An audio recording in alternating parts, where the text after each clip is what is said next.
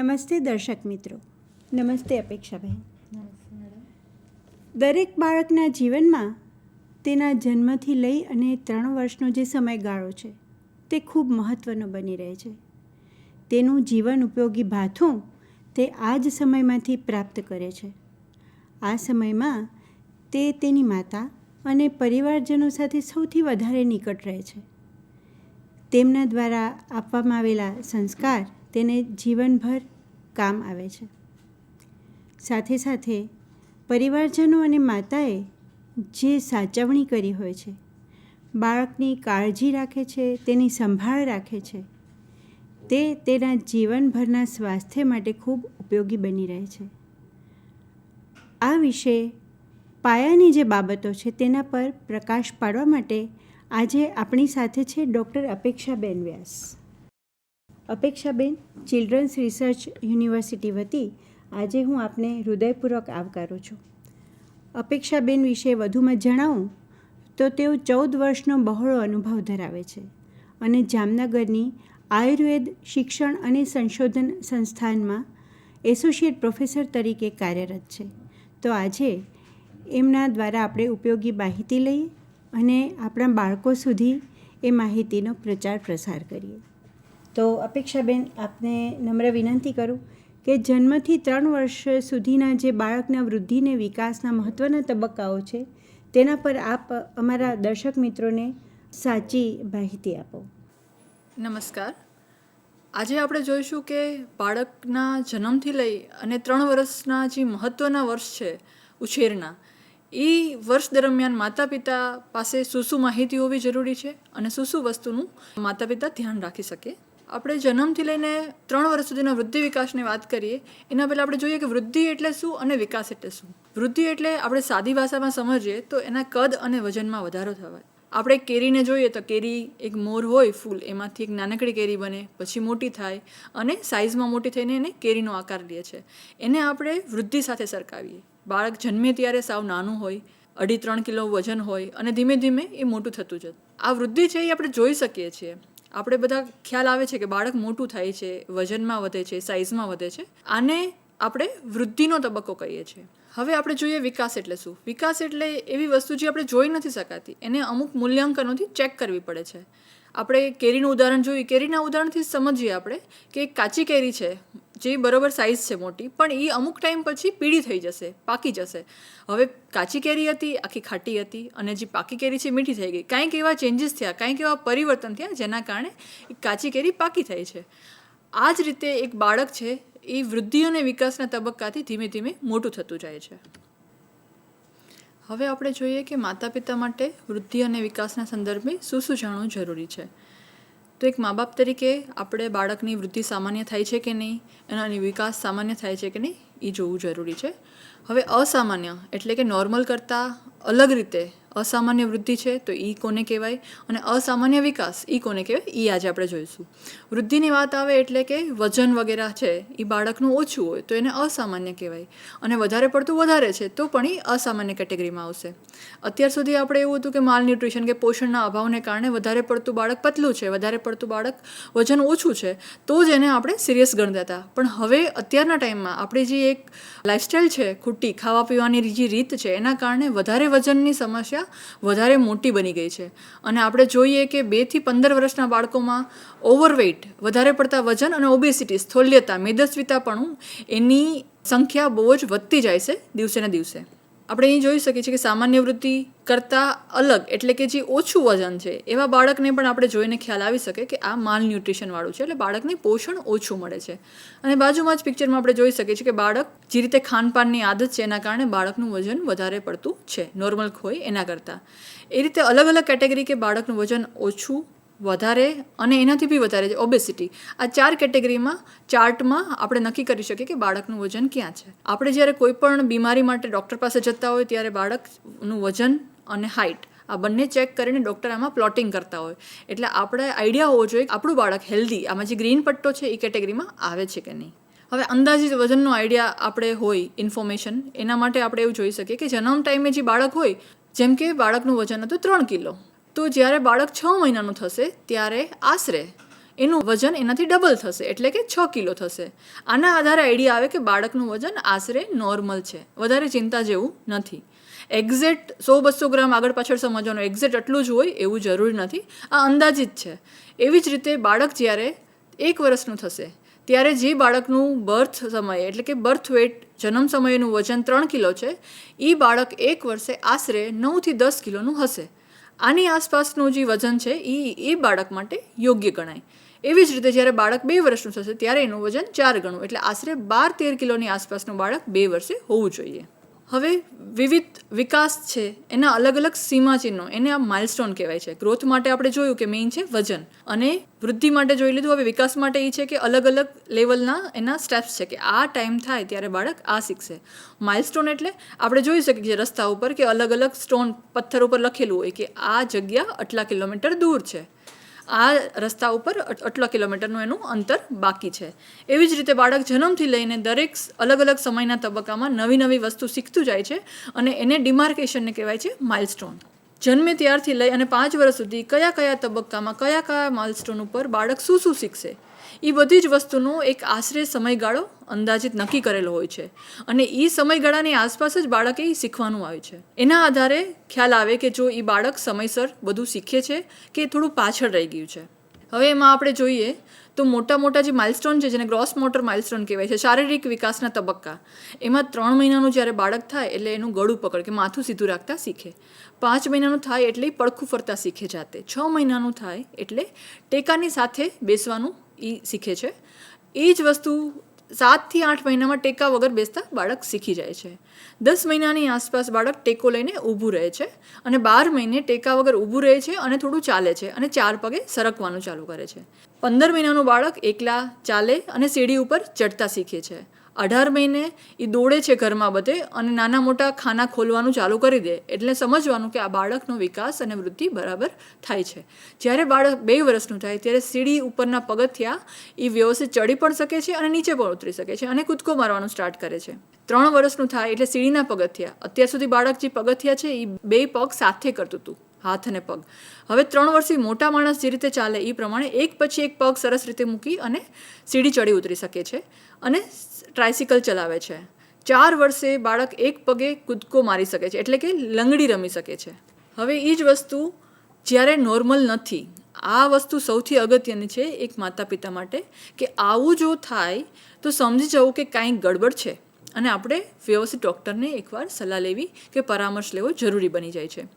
બાળકની ઉંમર 2 મહિનાની થાય અને એ કોઈ વસ્તુ તરફ વ્યક્તિ તરફ દ્રષ્ટિ સ્થિર ન કરે, એનું ધ્યાન તમારા સામે નથી એવું તમને જ્યારે ફીલ થાય, એવું અનુભવાય માતાને ખાસ કરીને, તો થોડા ટાઈમ પછી વેઇટ કરી અને યોગ્ય ડૉક્ટરને બતાવવું જોઈએ કે બધું બરાબર છે કે નહીં. 6 મહિનાનું બાળક થાય અને જો કોઈ અવાજ ન કરે, બોલે નહીં, તો પણ એક વસ્તુ એ ચિંતાવાળી છે. આ બધી જ વસ્તુને લાલ ધ્વજ ચિહ્નો, રેડ ફ્લેગ કહેવાય છે. એટલે આવું થાય એટલે સમજી જવાનું કે કાંઈક ગડબડની સંભાવનાઓ છે. આપણે કહેતા હોય ને કે લીલી ઝંડી એટલે બધું બરાબર છે, લાલ ઝંડો દેખાય એટલે આ વસ્તુ, આ સિમ્ટમ્સથી આપણે ચેતતું રહેવાનું. 6 મહિનાનું બાળક જ્યારે કંઈ બોલે નહીં, કંઈ અવાજ ન કરે, ત્યારે સમજવાનું કે આપણે એક વખત ડૉક્ટરને ચેક કરાવવું જરૂરી છે. 9થી 10 મહિના થઈ જાય અને બાળક જો ટેકા વગર બેસતા ન શીખે, જે નોર્મલ બાળક છે એ 6થી 8 મહિનાની વચ્ચે ટેકા સાથે અને પછી ટેકા વગર બેસતા શીખી જાય છે. પણ જો 10 મહિના પૂરા થઈ જાય તો પણ ટેકા વગર ન બેસે, તો સમજવાનું કે બાળકનો વિકાસ થોડો આગળ પાછળ છે, અને એક વખત આપણે યોગ્ય ડૉક્ટરની સલાહ લઈ લઈએ. 16 મહિનાનું બાળક જ્યારે થાય અને ટેકા વગર ઊભું ન રહી શકે, બેલેન્સ ન જાળવી શકે, અગેઇન એ વસ્તુ એક ચિંતાનો વિષય છે કે આપણે એને વ્યવસ્થિત ચેકઅપ કરાવી લઈએ. 18 મહિના એટલે 1.5 વર્ષ થાય બાળક અને ત્યારે ન ચાલે, ત્યારે સમજવાનું કે આ બાળકનો વિકાસ નોર્મલ નથી. એમાં ચિંતા કરવાનો કોઈ સવાલ નથી હોતી. આ બધી વસ્તુ સમજવી જરૂરી છે કે યોગ્ય ટાઈમે જો તમે એને જે સારવાર મળવાની હોય, જે નિદાન થવાનું હોય, ડૉક્ટરને બતાવવાનું હોય, ત્યારે તમે જો બીકના કારણે અથવા તો એક ભ્રમના કારણે કે કાંઈ નથી, નોર્મલ છે, તો એ બાળકનો યોગ્ય સમય આપણે જતો કરી દઈએ છીએ અને વધારે લેટ થઈ જતું હોય છે. તો 1.5 વર્ષ થાય, 1.5 વર્ષે બાળક ન ચાલે, તો સમજવાનું કે આપણે ડૉક્ટરને બતાવવું જરૂરી છે. આમાં ઘરે શીખી જશે એવું ન ચાલે. જનરલી 1 વર્ષે બાળક ચાલતા શીખે, પણ છોકરા છોકરીનો બંનેનો ઉછેર અલગ અલગ થતો હોય એટલે એમાં વિકાસના તબક્કામાં એમાં ફેરફાર જોવા મળતા હોય. છોકરીઓ થોડું ફાસ્ટ શીખી જાય થોડી પહેલાં, અને છોકરાઓનું થોડું પાછળ હોય. અને આમાં એક્ઝેક્ટ આટલા મહિને શીખે એટલે એટલા મહિને શીખવું એવું પણ ન હોય. દરેક બાળક બધા બાળકથી અલગ અલગ હોય છે. ઘણા બધા ફેક્ટર્સ છે, ઘણા બધા પરિબળો છે જેના વૃદ્ધિ વિકાસને અસર કરે છે. એટલે 12 મહિને જે બાળક ચાલતા શીખે તો કોઈ 13 મહિને પણ શીખે, કોઈ 14 મહિને પણ શીખે, પણ એની ડેડલાઇન આપેલી છે કે બાળક 1.5 વર્ષનું થાય અને ન ચાલે તો સમજી જવું કે આપણે હવે વિચારવું જોઈએ.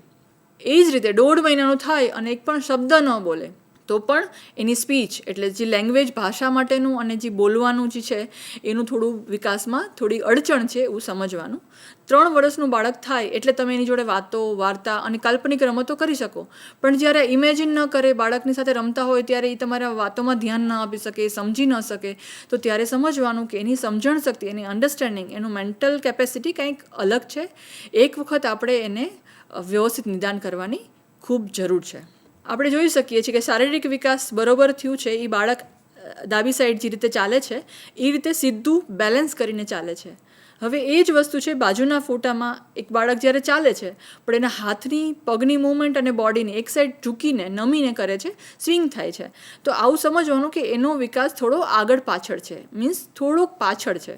એ થોડું મોડું પણ શીખવું હશે અને બીજી બધા એરિયાઝમાં જેમ કે એને વસ્તુ પકડવામાં અને ઠેકડો મારવામાં, સીડી ચડવામાં, બેલેન્સ કરવામાં ઘણી બધી નાની નાની તકલીફો પણ થતી હોય છે. હવે આ બધું જાણવું શેના માટે જરૂરી છે?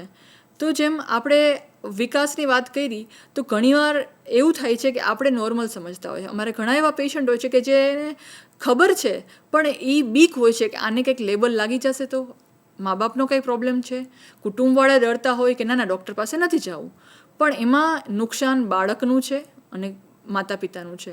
તો જ્યારે બી તમને એવું લાગે કે કંઈક ગડબડ છે, ઘણા પેરેન્ટ્સને થોડો આઈડિયા હોય છે, 2 બાળક હોય, એક મોટું બાળક હોય, વ્યવસ્થિત એનો વિકાસ થઈ ગયો, એને જોયેલું છે કે કઈ રીતે થાય છે, આટલા વર્ષે બાળક એટલું કરે છે. પણ જ્યારે બીજું બાળક થોડું પાછળ હોય ને તો એને ડરને કારણે એ લોકો ડૉક્ટર પાસે જવાનું એવોઇડ કરે છે. આવું બિલકુલ નહીં કરવાનું, કારણ કે જેટલું જલ્દી કરશું એટલું આપણા બાળકને આપણે સપોર્ટ કરી શકશું. કારણ કે જો થોડીક જ તકલીફ હોય છે ઘણીવાર તો એને થોડું ડૉક્ટરની સલાહ, થોડીક ટ્રીટમેન્ટ જે આપણે ટાઈમસર કરીએ તો બાળક થોડા જ સમયમાં નોર્મલ બીજું બાળક જે રીતે શીખતું હોય બધું જ એ રીતે સરસ રીતે કરતાં શીખી જાય છે. ટૂંકમાં એની ગાડી સરસ રીતે પાટા ઉપર ચડી જાય છે. એટલે આમાં હંમેશા સંકોચ રાખ્યા વિના યોગ્ય સમયે નિદાન કરવા માટે હંમેશા ખુલ્લું રહેવું. ક્યારે એવું નહીં માનવાનું કે આવું થશે તો મારા બાળકને શું થઈ જશે, કારણ કે આ અલગ અલગ છે. હવે વિકાસ ખાલી ચાલવામાં પણ ડિલે હોઈ શકે, ક્યારેક બોલવામાં પણ હોઈ શકે, ક્યારેક સમજવામાં, લાગણીમાં પણ હોય. એટલે ઘણી ઘણી ડિઝેબિલિટી છે. અને વર્લ્ડ વાઇડ જોવામાં આવે તો 100માંથી 3થી લઈને 20% બાળકો આ વિકાસના ડેવલપમેન્ટલ ડિલે જેને કહેવાય છે એનો ભોગ બને છે. અને એના કારણે લાંબા ગાળે બાળકને હેરાન થવાનું આવે છે. માતા પિતાને સૌથી વધારે દુઃખ થાય છે, કારણ કે એ એના બાળકને દુઃખી થતું નથી જોઈ શકતા, અને અલ્ટિમેટલી છેલ્લે ફેમિલી અને સમાજને પણ નુકસાન જ છે. તો આવી વસ્તુ અટકાવી અને સાથે જ્યારે પણ એનું તાત્કાલિક નિદાન કરી અને યોગ્ય ચિકિત્સા કરવી એ એક સમજદાર મા બાપે સમજવાની જરૂર છે. હવે આયુર્વેદ વિશે આપણે જોઈએ કે આયુર્વેદમાં વૃદ્ધિ વિકાસ સંદર્ભી શું માહિતી છે. તો આયુર્વેદમાં બાળકને 3 કેટેગરીમાં ડિવાઈડ કરેલું છે, અને બાળકની કેટેગરી સ્ટાર્ટ થાય છે જન્મથી લઈને 16 વર્ષ સુધી. તો એવી 3 કેટેગરી એટલે કઈ? તો કે ક્ષીરાદ, ક્ષીરાન્નાદ અને અન્નાદ. બાળક કઈ ટાઈપનો ખોરાક લે છે એના આધારે એની કેટેગરીમાં મૂકવામાં આવેલ છે. બાળક જન્મે ત્યારે માતાના દૂધ ઉપર હોય છે. 1 વર્ષ સુધીનો ટાઈમ ક્ષીરાદ કહેવામાં આવે છે. હવે માતાના દૂધ ઉપર હોય છે એનો મતલબ શું થયો કે એનો મેઇન જે ખોરાક છે એ માતાનું દૂધ છે. તો જ્યારે બીમાર પડે તો એના સીધી આંગળી શેના ઉપર જશે? માતાના ખોરાક અને માતાની લાઈફસ્ટાઈલ ઉપર. બીમારી થશે તો એને ટ્રીટમેન્ટ આપવા માટે ટ્રીટમેન્ટ કોની કરવાની? આયુર્વેદ પ્રમાણે જ્યારે નાના બાળક છે, 3-4 મહિનાનું બાળક છે, તો એની ટ્રીટમેન્ટ કરવા માટે બાળકની ટ્રીટમેન્ટ કરતા હોય ત્યારે માતાની ટ્રીટમેન્ટ કરવી પડે છે, કારણ કે એની કમ્પ્લીટ કોના ઉપર ડિપેન્ડન્ટ છે? તો કે માતાના દૂધ ઉપર. તો એ અવસ્થા છે ક્ષીરાદ અવસ્થા. એના પછી આવે છે ક્ષીરાન્નાદ અવસ્થા. એના પછીનું 1 વર્ષ એટલે 1 વર્ષથી લઈને 2 વર્ષ. ત્યારે બાળક થોડું ફીડિંગ પણ લેતું હોય છે, માતાનું દૂધ પણ લે છે અને સાથે સાથે ખોરાક પણ લે છે. એટલે બંને તરફ આંગળી જાય છે. જ્યારે બીમાર થાય ત્યારે માતાને પણ ઘણીવાર ખોરાકમાં ફેરફાર કરવાનું સજેસ્ટ કરવામાં આવે છે. એના ખોરાકમાં પણ અમુક ફેરફાર કરવા પડે જ્યારે બીમાર થાય ત્યારે. આ ક્ષીરાનાદ પછીની અવસ્થા છે અન્નાદ, એટલે બાળક હવે કમ્પ્લીટલી ખોરાક ઉપર ડિપેન્ડન્ટ છે. દૂધ ઉપરની અને માતાના દૂધની જે ડિપેન્ડન્સી છે એ અહીંયા ઓછી થઈ જાય છે અને બાળક સંપૂર્ણપણે ખોરાક ઉપર નિર્ભર છે. વૃદ્ધિ અને વિકાસને આયુર્વેદમાં સંવર્ધન કીધેલું છે, એટલે યોગ્ય રીતે વૃદ્ધિ અને વિકાસ થવો. હવે બાળપણથી જ જો આયુર્વેદ પ્રમાણે બાળકને ઉછેરવામાં આવે તો એનો વૃદ્ધિ વિકાસ ખૂબ સરસ રીતે કરી શકાય. એના કારણે એનું શારીરિક અને માનસિક વિકાસ પણ ઉત્તમ રીતે કરી શકાય છે અને અનેક બીમારીઓ સામે એને રક્ષણ આપી શકાય છે. જે રીતે વૃદ્ધિ વિકાસ સમજાવે છે એમાં બધા જ તબક્કાઓને આવરી લેવાયા છે. આયુર્વેદ પ્રમાણે વિકાસ એટલે શરીરનો વિકાસ, મનનો વિકાસ, ભાવનાત્મક વિકાસ, સામાજિક રીતે એનો વિકાસ, એની પાચન શક્તિ કેવી છે, કારણ કે આયુર્વેદ પ્રમાણે પાચન બરોબર તો તમારું શરીર બરાબર, તો તમારું વૃદ્ધિ વિકાસ બરાબર. એટલે પાચન વ્યવસ્થિત રહે, એના કારણે એનું આયુષ્ય લાંબુ રહે, વ્યવસ્થિત રહે, વિવિધ રોગોથી કઈ રીતે બચાવવા, બીમારી થાય અને આયુર્વેદિક ટ્રીટમેન્ટ કઈ રીતે કરવું અને જેના કારણે એની સ્વાસ્થ્ય જલ્દી પાછું મળી જાય. જનરલી આપણે આયુર્વેદમાં ચિકિત્સા એટલે શું કે તમને કંઈ બીમારી થઈ છે તો બીમારી મટાવી દે અને પછી આપણે નોર્મલ નથી થતા. કોઈ દવા આપીએ પછી નોર્મલ થતાં વાર લાગે છે. આયુર્વેદ કહે છે કે ચિકિત્સા એને કહેવાય ચોખ્ખી, એટલે શુદ્ધ ચિકિત્સા એટલે કે બાળકને તાવ આવ્યો છે, તાવ મટી ગયો, પણ તાવ મટી ગયો એના પછી બાળક જેવું પહેલાં હતું એવી જ રીતે રમે, એવી જ સરસ રીતે ભૂખ લાગે, એવી સરસ રીતે ખોરાક પચી જાય, બાથરૂમ, પેશાબ, બધી જ વસ્તુ, ટોયલેટ વગેરે એનું પહેલાં જેવું નોર્મલ થઈ જાય તો એને કહેવાય કે વ્યવસ્થિત ટ્રીટમેન્ટ થઈ છે.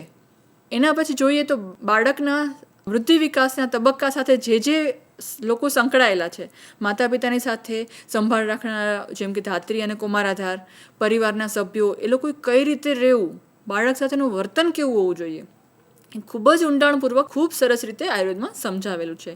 ખોરાક ક્યારે શરૂ કરવો જોઈએ, કઈ ટાઈપનો ખોરાક આપવો જોઈએ, શિક્ષણ ક્યારે સ્ટાર્ટ કરવું જોઈએ, આ બધી જ વસ્તુ આયુર્વેદમાં ખૂબ જ સુંદર રીતે વર્ણવવામાં આવેલી છે. આયુર્વેદ અને સંસ્કાર એવી વસ્તુ છે કે જેને આપણે ધાર્મિક વિધિ અથવા તો ધર્મ સાથે ન સાંકળતા આયુર્વેદના ટાઈમમાં એટલે હજારો વર્ષો પહેલાં બાળકનો વૃદ્ધિ વિકાસ કઈ રીતે થયેલો છે એનું એક ચેક કરવાના ચેકપોસ્ટ તરીકે આપણે એને સમજવા જોઈએ. હવે અલગ અલગ સંસ્કાર છે એ અલગ અલગ ઉંમર પ્રમાણેના તબક્કામાં વર્ણવવામાં આવેલા છે.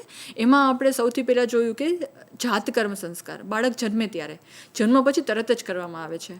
હવે આ ટાઈમે જે પણ વર્ણન આપેલું છે એ શેના માટેનું છે તો કે જોવામાં આવે છે કે બાળક 9 મહિના માતાના પેટમાં હતું.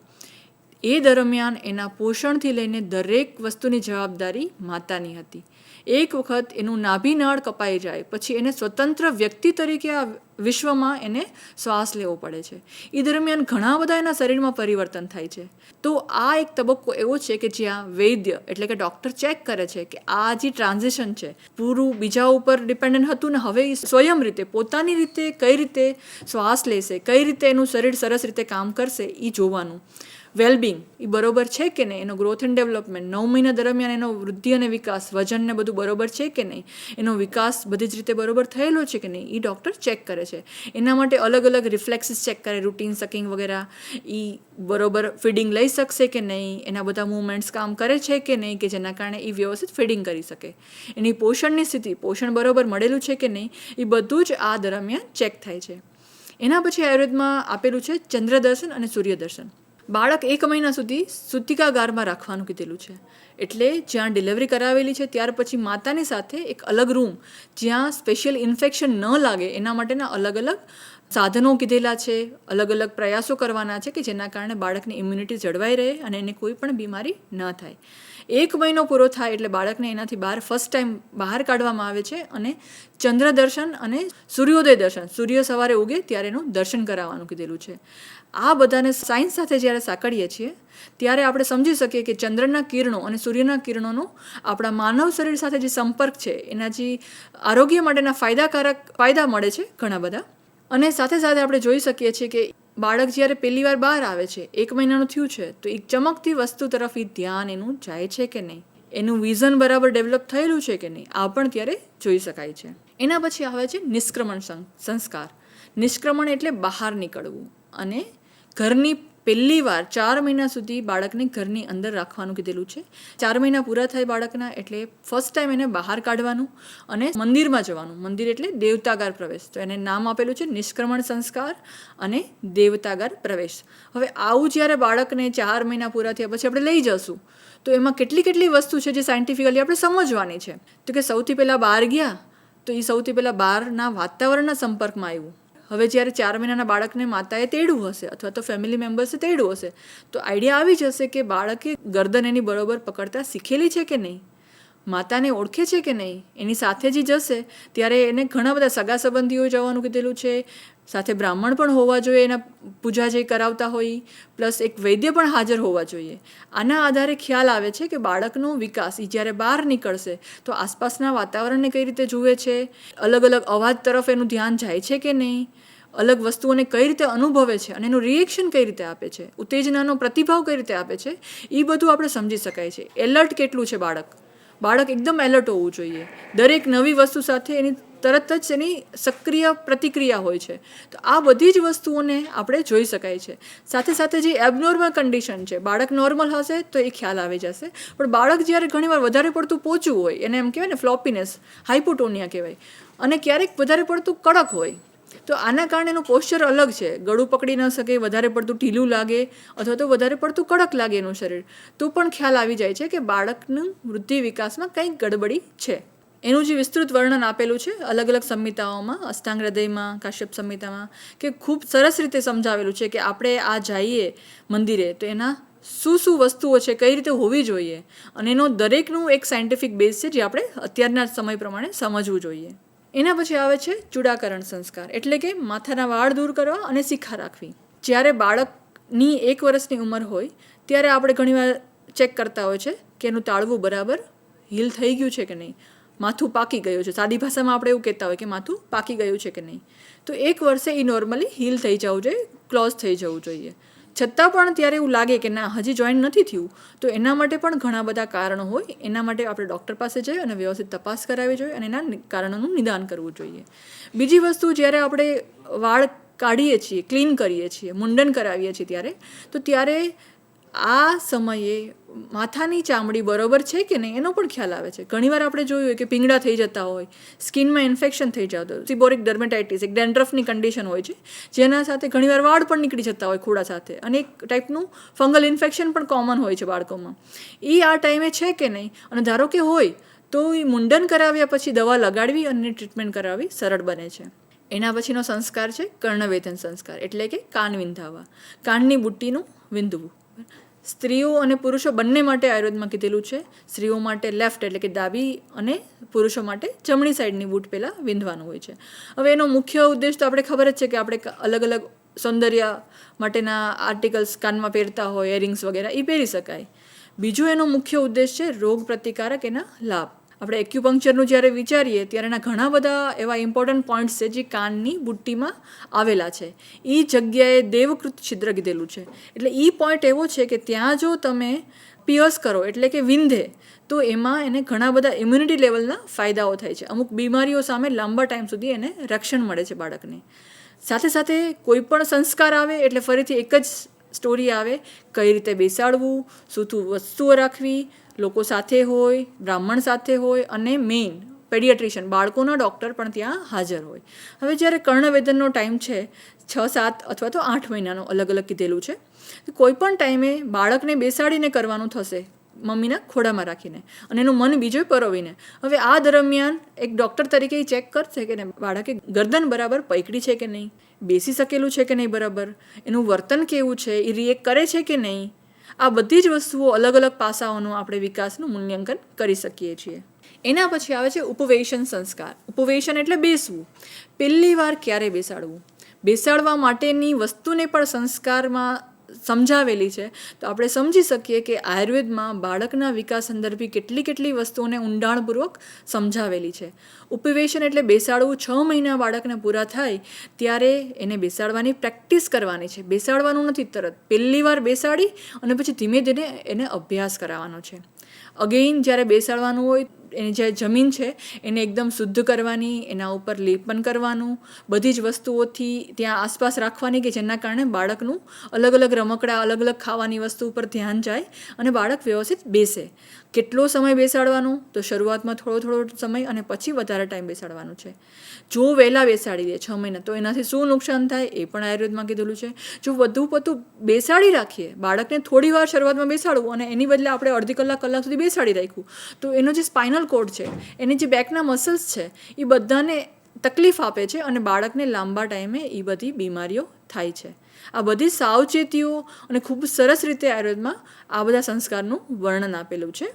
એના પછી આવે છે એક સંસ્કાર જેનું નામ છે વેદારંભ. વેદારંભ એટલે ભણવાની, શિક્ષણની અને વિદ્યાની શરૂઆત ક્યારે કરવી, શીખવાનો સમય. અહીં પણ એવું કીધેલું છે કે બાળક જ્યારે શક્તિમંત, દરેક બાળકની ક્ષમતા અલગ અલગ છે, દરેક બાળકની ક્ષમતા અનુસાર અને એના ચોઈસ પ્રમાણે શિક્ષણનું આયોજન કરવું જોઈએ. આપણે ઘણા બધા સ્ટેટમાં એવી પ્રથા છે કે અક્ષરાલેખન, આપણે ચોખાની થાળી હોય એમાં બાળકને શ્રી લખાવે, ઓમ લખાવે, એ અક્ષરાલેખન સંસ્કાર છે. અને વેદારંભ એટલે વિદ્યાની એક પ્રોપર શરૂઆત કરવી, શાળાએ મૂકવું. અને આમાં એડિશનલી એટલે એક્સ્ટ્રામાં કીધેલું છે તમે વિદ્યા આપો, પણ ખૂબ સુંદર રીતે 2 વસ્તુ કીધેલી છે કે ધર્મ એટલે સારી દરેક બાબતો. ધર્મ એટલે કોઈ ધર્મ કે સંપ્રદાયની વાત નથી. ધર્મ એટલે માનવ ધર્મ, માણસ તરીકે વ્યક્તિ માટે શું જરૂરી છે, જેના કારણે એક સારો સમાજ બને, સમાજમાં એક વ્યક્તિનું શું યોગદાન છે, એ ધર્મ એને નાનપણથી શીખવાડવું. અને એના પછી આવે છે વિનય. વિનય એટલે સારું અને ખરાબ એ 2 વચ્ચેનું જે વિવેક, ડિફરન્શિએટ કરી શકે. બાળક માટે એ બહુ જરૂરી હોય છે કે એ પોતે ડિસાઇડ કરી શકે કે એના માટે શું જરૂરી છે.